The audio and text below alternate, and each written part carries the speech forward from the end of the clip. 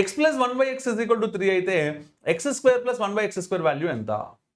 మా జాగ్రత్త అబ్జర్వ్ చేయాల్సిందంటే X plus 1/x is equals to 3 అయితే నేనేమంటున్నాడమ్మా ఎక్స్ స్క్వేర్ ప్లస్ 1/x² విలువ ఎంత వాల్యూ అని అడుగుతున్నాడు, అవునా కాదా? సో చాలా మంది స్టూడెంట్స్ ఏం చేస్తారంటే X plus 1/x is equal 3ని సాల్వ్ చేయడానికి ప్రయత్నిస్తారమ్మా, అవసరం లేదు. కన్వెన్షనల్ ప్రొసీజర్ ఏంటంటే దీన్ని ఇటువైపు రెండు వైపులా స్క్వేర్ చేస్తే ఆన్సర్ వస్తుంది. ఇది కన్వెన్షనల్ ప్రొసీజర్.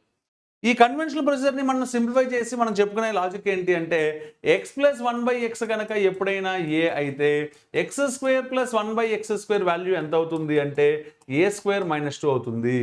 అదే X minus 1/x is equal to కనుక ఏ అయి ఉంటే ఎక్స్ స్క్వేర్ ప్లస్ 1/x² ఎంత అవుతుంది అంటే a² + 2 అవుతుంది. ఓకేనా, రైట్. అలాగే X plus 1/x is equal to A అయినట్టయితే అప్పుడు x³ ప్లస్ 1/x³ ఎంత అవుతుంది అంటే a³ - 3a అవుతుంది.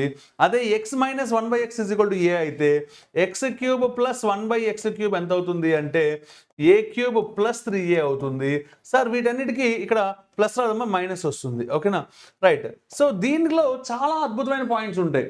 అంటే ఇప్పుడు నీకు x ప్లస్ 1/x ఇవ్వకుండా 2x ప్లస్ 1/2x ఇచ్చి సపోజ్ ఎంతో కొంత వాల్యూ ఇచ్చి నిన్ను ఒకవేళ 8x² ప్లస్ 1/x³ వాల్యూ ఎంత అని అడిగితే ఇది ఎలా చేయాలని నీకు డౌట్ వస్తే ఇప్పుడు నేను చెప్పిన ఈ కాన్సెప్ట్స్ అన్నీ కూడా చాలా చిన్న పాయింట్స్. దీనికి ఎక్స్టెన్షన్ చాలా కాన్సెప్ట్స్ ఉంటాయమ్మా. అవంతా మన ఉమేష్ చంద్ర పోలీస్ అకాడమీ క్లాస్ రూమ్లో చెప్పుకుంటాం. ఓకేనా, రైట్, గుడ్. సో ఇది మీరు ట్రై చేయండి, ట్రై చేసి కామెంట్ సెక్షన్లో పెట్టండి. Suppose 2x plus 1/2x is equal to నేను 5 అని ఇచ్చాను అనుకుందాం. ఓకే, దీన్ని సాల్వ్ చేసి నాకు ఆన్సర్ కామెంట్ సెక్షన్లో పెట్టండి.